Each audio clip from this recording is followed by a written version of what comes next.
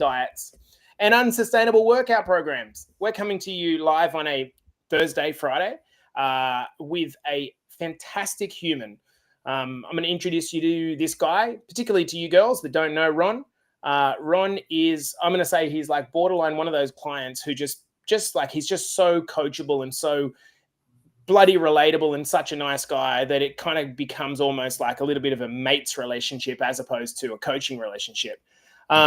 So welcome to the potty, Ronnie. Let's Thanks, for the guys and girls that don't know you, why don't we tell them a little bit about you, what do you do for work, how old are you, you got kids or not, what's the scoop? Okay, so I'm about to turn 49 in a couple of days. I'm in sales. So I'm a general manager of a tech company called Laser. So you would have seen it's a retail supplier. So if you go to Big W, you'll see my brand everywhere. Mm-hmm. And I'm currently single, but I have 2 dogs, which I treat like my kids. My 2 huskies, and I think the guys know the 2 dogs very well because I'm always posting about them. So yeah. I like it.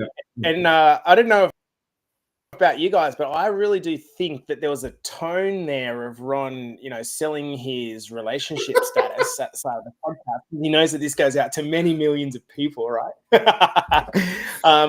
Hey, I've sold you short. I thought you turned 50 this year. Matt, look, guys, the guy is 49 years old. Like, what the hell? I know. What's your family origin? Oh, background's Filipino. Filipino, yeah, cool, nice. Well, we all know that. I always say to my missus, like jokingly, Asian people like look about 20 until they get to about 85, and then overnight they look like 149 right, overnight. Yeah, so good news for you, bro. Hey guys, this is going to be like a really good chat. And the reason it's going to be a really good chat is because Ron shared some stuff, hence why I asked him to come on the potty, on the coaching call, because I think when we look at a lot of people, right, we look at their physical transformation, we're like, okay, cool. Like they've lost some weight. Ron, you weren't hugely overweight at the start. How tall are you, brother? I am 166 centimeters. Some sort. Okay, well, so 166 centimeters. So you guys know how tall I am. Ron's about 10 centimeters shorter than that, right?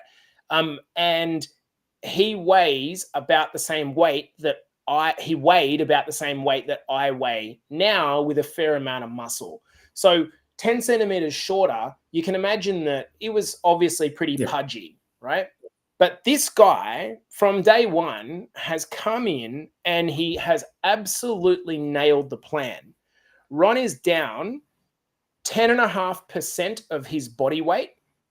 He's lost, I don't know if you know this, Ron, just under 20% of his waist circumference. So he's gone from an unhealthy waist circumference of 98 centimeters down to 79 centimeters, well below what we now consider healthy. And so, dude, I think like if I look at someone, if you look at you from the outside, people might not place this as one of the great transformations because you didn't have that much weight to lose. That's true. But from your perspective, some of the things that you shared about from your life transformation have been pretty profound and pretty great. Absolutely. Yeah. Let's go back to the start. So kind of Christmas 2024 is when you kind of joined up. What was happening back then that kind of led you to wanting to do something? Well, I mean, I think I was on listening to a podcast with Joe. I think it was yesterday, and I was always going to the gym. I've always been to the gym. I get my steps in, obviously, with my dogs, that kind of stuff. But the one thing that always, sort of escaped me was why wasn't I getting any changes or any differences to my physical form? And then it would have been probably around October.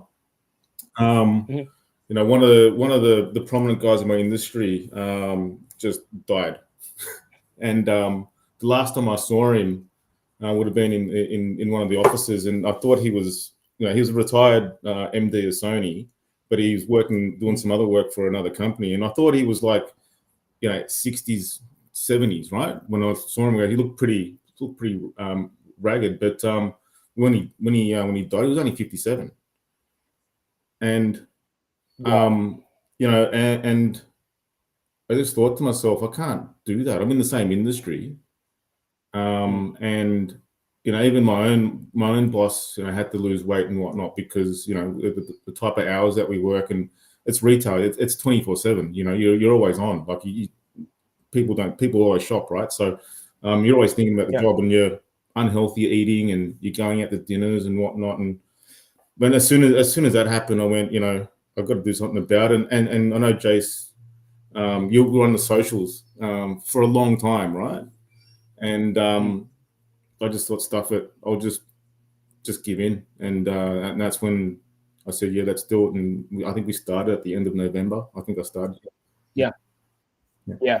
So you checked in on November. The very first kind of check-in was like first of December, call it, just short of 80 kilos, which for you was like, is that the heaviest you've been? No, actually, during COVID, I got up to 85.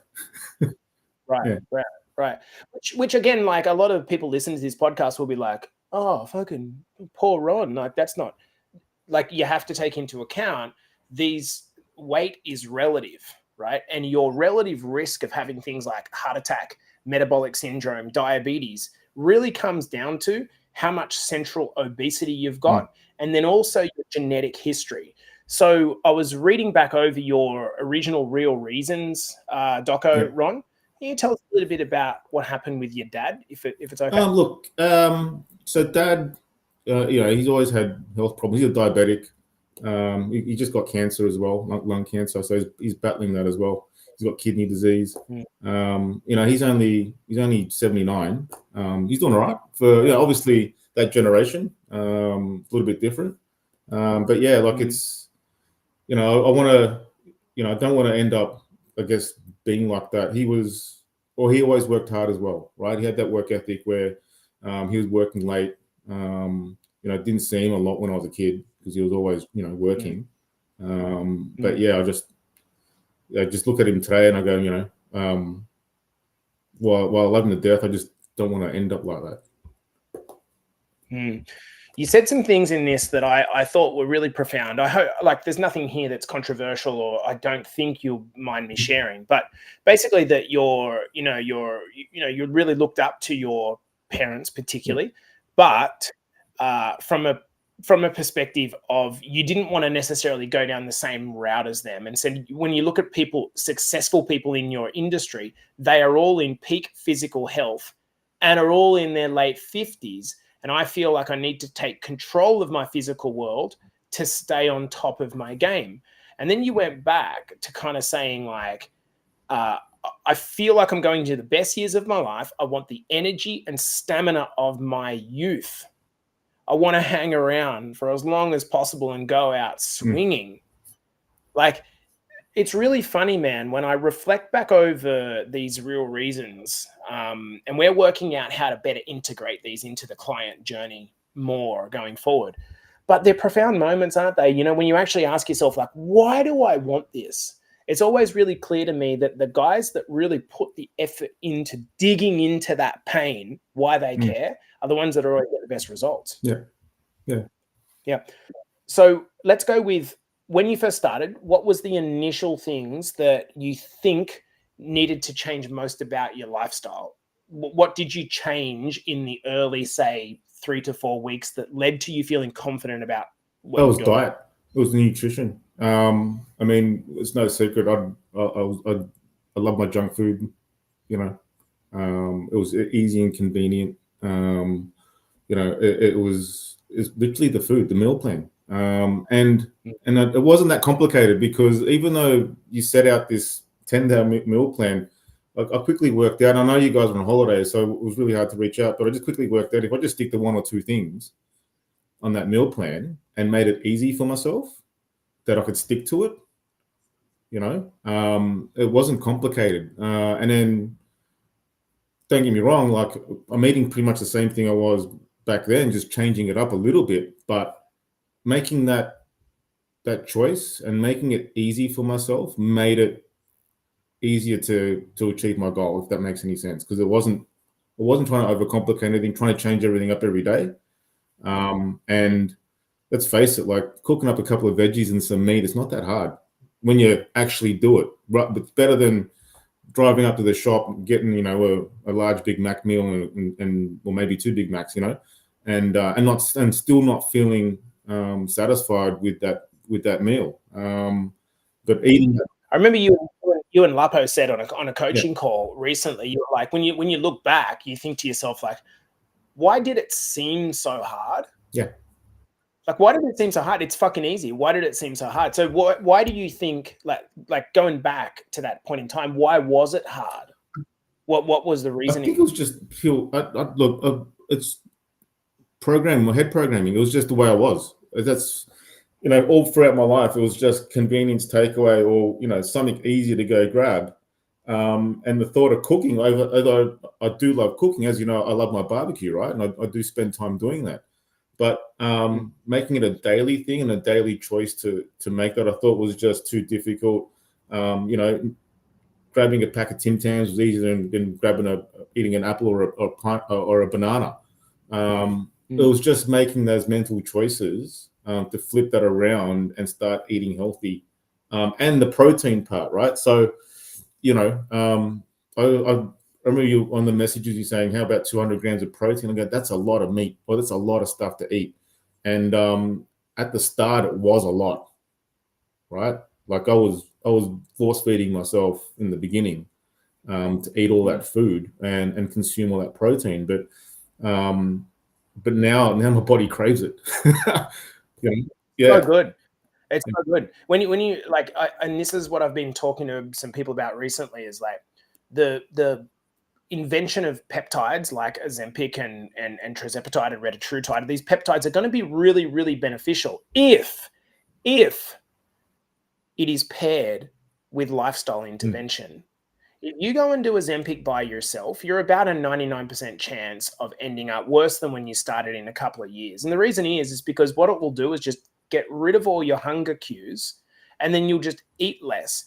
The protein portion will be nothing. You won't go to the gym, and then you'll be like, oh, I'm losing weight. I can just do it. Like do is when you haven't done any of the peptides, but just making the point that there is a lifestyle intervention that has to come with it as well.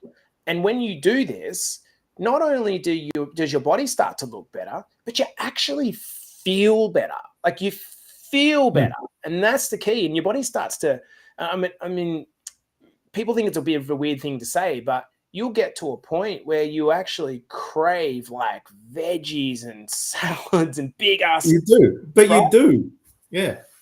You do. You absolutely do. Like you even so, I haven't admitted this in the group, and I'll admit it now. So obviously, I don't pack my lunch at work, right? Because I don't have time.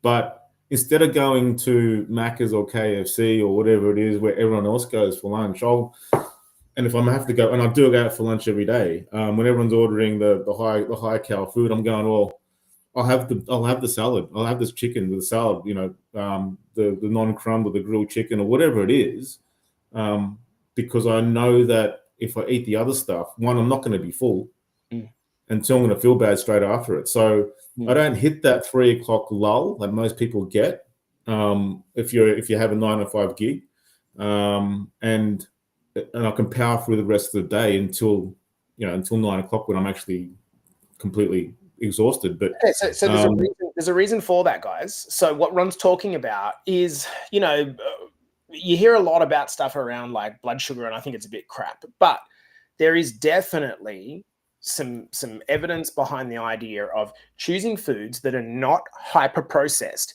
If they're hyper processed, the best thing that we can relate this to is a Red Bull, right? You have a Red Bull, you get high, or a Monster or whatever it is, you come off the other side of that and you go. Food is the exact same. If you're having hyper-palatable, hyper-processed foods that's higher in sugar, you're going to get the peaks, but hell, you're going to get that bang and horrible low at like 2:30, 3 o'clock.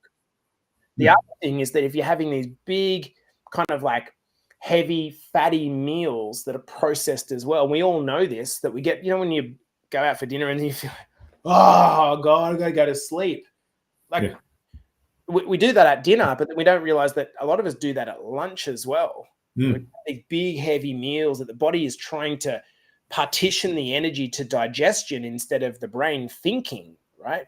You want to be having meals that are slower digesting and fulfilling you over the course of a day, and that's what Ron's doing. Hey, let's go with. I'm interested. Your mates at work, right? Yep. How have they taken to your inverted commas health kick? Like, have you been supported? Is it as absolutely. One of the funny things is one of the guys who started roughly just before I started BBA. He was going through some photos out there because we take a lot of photos at work and we post them on our internal Facebook. And it would have been I can't remember what event we're at. He goes, "Mate, you've changed. Like from when I first met you to where you are today, you're a completely different person. Like you've lost so much weight." And I said, "Yeah, it's not that hard. Like it's really you just got to apply yourself." And he's a big guy, right? And he goes, "I used to be, do all that sort of stuff." It goes, you can get back to it. Yep. But you can just got to, apply it. But yeah, everyone's really supportive. Even the guys when I went to New Zealand, I went to a gala dinner. I hadn't seen some of these guys in a year. They actually thought there was something wrong with me. Like I had some kind of health issue. It's so funny. Like, is it just me, or do people say to you things like, as soon as you're overweight, you feel like you get judged, and then as soon as you start losing weight, you feel like you get judged? Are you sick, man? Yeah. Are you sick? Something wrong with you? Like, dude. Yeah, they thought I was actually sick. I went, no, I'm just looking after myself now. Yeah, don't worry about me. Hey, there's two things I want to go to. The first thing is, tell us a bit about your transformation in the gym. And then what I want to do is go to the conversation that we had on the coaching call, because I really do think that there's something to learn for everyone. So were you always confident in the gym? Because the guy I'm seeing lifting now has great form, great strength. He's consistent as hell. Talk to us about that. Well, okay, so before BBL, I was going to the gym 4 days a week. I was just doing what I was doing, just doing what I knew, what I did back in my 20s and 30s, which let's call it the bro split, right? That's what you were doing back in the day, right? And that's you're isolating, you're just doing that. And to be fair, like, I was getting muscle, I wasn't losing any weight, but it was boring and it was just repetitive and I wasn't highly motivated. And to be fair, I went from the world's smallest anytime fitness gym in Australia, and then progressively went to one local. And then as I started, the programs that you set out gave me more purpose. I wanted to do more. And as most of the guys know, I'm at the gym 5 days a week now. And then from there, as we went through the programs and the different sort of stages, it's like I was outgrowing my gym essentially. And now I'm at one of the best gyms in the country, and there's everything there. And I still haven't used everything because I don't know what to do with it yet. But yeah, the program and the things that you set for me are now giving me more purpose. I can lift heavier. The instructional stuff that Troy did with deadlifting and squatting, I wouldn't have been able to do all that without getting my form right. And you're right, Jace, dropping the weight, let the ego just go and just get your form right. My squats were shit, as you know, right? And now I can pretty much get right down, but I'm not doing anything heavy. If I want to go heavy, then yeah, I'll probably get to the parallel, but most of the time I've just dropped it straight down so I can get right into the hole. The deadlift today, a PB 120 kilo. Wow, look at that. 120 kilos at what, 70, how many? What are we at? 71 kilos. That's nearly double your weight, 200% your weight. Dude, that's hectic. So, the message kind of in more our novice lifters, but also our intermediate lifters is, if you are like, you're hitting those points at the gym where you're just like, I feel like I'm just going through the motions. Oftentimes part of the reason is there's something about your form that has broken down. I want to tell you about Ron, right? I want to tell you about Ron. I want to tell you about Nick Friend. I want to tell you about Tim McIntyre. I'm speaking to the boys particularly here. That if you are willing to take videos of yourself and you feel like an idiot, I remember Ron hated it at the start. I don't even like it now. taking a video of yourself and putting it up on the group is a little bit intimidating, right? Or a lot intimidating, particularly if you're doing it wrong, right? And you kind of get a feeling you're probably doing it wrong. But the thing is, when you do that, you allow your coaches, we're not going to roast you. What's going to happen is you're going to get direct feedback for you. This is a point that I want to raise to everyone that listens to this podcast that's in Better Body Academy. It is this: you need to get selfish. You need to get selfish. I pointed out to the guys on the elite call in the post the other day, you need to get selfish. Rather than waiting for us to ask you a question, you need to ask the question that is going to help you go to the next level. And Ron's he's just been like, okay, coach, I've finished this program. What's next? But I want to do this and I want to do this. And can you review my form? And he's used the coaching value that he's paid for. I love that. Ron, let's go to, as we kind of, this is really the meat of it that I want to get to, is the conversation we had the other day. You said that at the start of our time together, you were very skeptical, but I told you to just look, your life will change. Can we go down that line of conversation? Yeah. I mean, look, I guess like I was very skeptical. And one of the things you said was, and it stuck with me the whole way through this journey, was that once you get your health right, once you get you right, and you're healthy, things will start to change. You'll start to earn more money. You'll start to do more things. All these positive things will start to come into your world. And I'm like going, yeah, I didn't really understand, how looking good and just going to the gym and losing a bit of weight would change that. But it changes your perspective on life, big time, right? And even though I've understood, I tried it all on my own, right? It didn't work, and joining BBA was a first step into getting help, right? In first getting healthy and feeling better about myself, and then I've said to myself, well, I've always wanted to do this, I've always wanted to do that, but I've got no idea how. So I've joined other groups. I've joined an investment group because I want to, start investing in property, and I don't know how to do that. I wanted to start an e-com website. I didn't know how to do it, so I've joined another group. And I've done some other things that I've never thought I'd do. So, I've started my own little side hustle, selling dog treats just to my community, and that just took off faster than I thought it would ever be. And I thought, well, I never would have done that if I didn't have that different perspective on the world and how I see myself in this world. So, fuck, you know what I mean? Like it's completely changed everything about how I see things, and I can see what I said at the beginning. And you reminded me of that, and I totally forgot what I wrote. And that is, I am going to go out swinging. I'm going to get to those heights that you promised that you, and it's and for everyone who is listening today, and it's not a pitch to the BBA, and you're thinking about doing it, just do it, because like it's worth the money, and it will change your life. I guarantee you that. As long as you apply the learnings from the coaches, you will get there. It's massive, yeah. There's so many things I want to say about that, right? The reason I still continue to pay for 2 business coaches, right, in like ridiculous amounts of money compared to what you pay to be in a fitness coaching program. It's like the reason I do that is not. It's not always because I'm learning more every single day. It's that I want to have my balls on the line. I want to have stick in the game. I want to have leverage over myself to act, right? To be able to just get answers, right? Guess what? I'm not the first person to run a fitness coaching business. You're not the first person to run a dog treat business. You're also not the first person that's wanted to get fit. There's a way to do it, and there's a way to waste your time. Right? 2, how are you going to be good at business?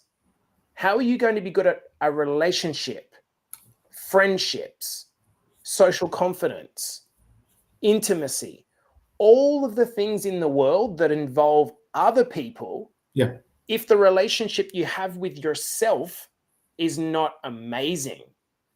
And this is why I think, Ron, getting your fitness right is like the base level. It is the base level, because if you can train yourself, if you can influence yourself, then when you other people in careers and in whatever you're doing, relationships, then you've got a platform. And I love what you've said in terms of, you mentioned the other day, without giving people your exact strategy so they know how you're going to hit them up on Tinder. But the reality is, you're like, you know what? Like, I looked after myself first. I got myself good, confident, and I feel good. And the energy that I'm putting out to the universe, basically what you said, is like, I know that the right woman's around the corner, and I'll keep showing up for myself and attracting that energy. Dude, that's it. Yeah. That's it. Yeah, no, 100% agree. Once you start feeling better about yourself, everyone else will start feeling better about you too. And you just show it. And then I'm already noticing it, it feels weird, people staring at you at the gym. I just thought my form was bad. It's, you can feel the eyes on you, right? But yeah, no, it's a fantastic place to be. It's like, I think I told you at the coaching call, before I started, I was just plodding along, just doing the same old thing day in, day out, going to my job, doing what I did, nothing changed. And now things are changing faster than I can keep up at the moment. So, I'm moving house. I've got all these things happening at the moment. It's crazy. Like, it's my world. I'm so out of my comfort zone. It's not funny. Like, it's hard to put it's really hard to put to describe it, right? It's really hard to describe it.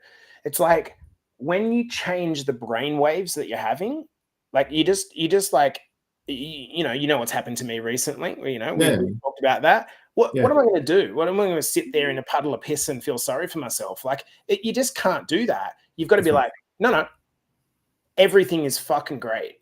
Everything is fucking great. Now, people will say to you, right? I remember, like, actually, I won't go into that, but people will say to you, "Oh, you shouldn't fake it till you make it." Okay, so you go to work and you're a miserable shit. What sort of response do you think you're going to get off your workmates? You're going to be the annoying Jenny that's in the corner. Like, you have to control your energy. You have to be responsible for your own PR. Yeah, that's right. Right. And you manage yourself first, and then watch what happens as a consequence of this. Now, guys, we're going to bring this to a close. You're getting plenty of love in the comments, particularly from Nicole. Said you were very inspiring, Ron. You're a champ. That's why I wanted to bring him onto the podcast, because I just know that this guy is like very relatable. He's like a dude that was just, like I said, just going through, just doing his thing, and then he just flicked a switch. Yep. If you're watching this podcast or listening to this podcast, you can flick a switch. You can just, you know what? Change is going to take time. Fact. Yep. Change is going to take time. But the decision to change can be made in this moment. And you might have said multiple times, I'm going to change it. Did you really? Did you really just say, you know what? I'm not just saying that I'm going to change. I'm going to fucking do it. That's fine. And the moment you use the word change, every part of you will feel resistance, because no one likes change. The brain doesn't like change. The brain likes survival and peace and keeping the same. So as soon as you make the decision, the actual decision to change, guess what's going to happen? Your whole world's going to go shaky and shit, and then you're going to be nervous and anxiety ridden. And most people will just go back into their shell at that point in time. If you can be brave and you can be courageous and start showing up for yourself first and foremost, as Ron has done, as Ron quote, your life will change. Ron, I want to do as I do with the majority of my podcast guests, because the reason I ask people to the podcast is I respect and value the contribution that they've made to our community, but more importantly, to congratulate them on the results. In your case, brother, fantastic results. I appreciate the consistency, man, that you show up within the group, the energy, the smile, the post at 5 o'clock every single morning. It's like fucking clockwork and the sunrise, bro. So I'm looking forward to being able to catch up with you sometime in the early part of the new year. Well, I just want to say, mate, Jace, thank you for being persistent at the beginning, mate. Like, people don't know this guy, man. He's on the socials and he's always asking questions and what. He doesn't give up. So, mate, without you, I wouldn't be here, and without the coaching team, I wouldn't be here. So maybe in one hand, like texting in the other, or like. Oh, so good. So good. Guys, this has been the Better Body Academy podcast with the main man, Ron Hilario. We'll see you guys in the next episode. Peace. All right, brother. That was really freaking good. The boys are loving you. Tim McIntyre says the man is on top of his game. Isn't he? What? Karina says, thanks, Ron. Love that energy. Yeah, that's exactly right. And I'll read a comment from Hamo said from yesterday. Quote from yesterday, knowledge is the key, but action turns the... Sorry, knowledge is the key, but action turns the key. Well done, Ron. Looking good, brother. So good. How did that feel, mate, to tell your story? Good? I felt good, man. Thank you for that. Thank you for the opportunity. Of course. All right, guys. Love you and leave you. Have a beautiful afternoon. I'm off to see, what's it called? Gabby's Dollhouse. Yeah, have fun with that, mate. So sick. Guys, have a lovely Friday. Peace out. We'll see you soon. Right, see you, Jace. Have a good weekend. Hey, go the Broncos. Go the Broncos. And we're booking the retreat. Just letting you know.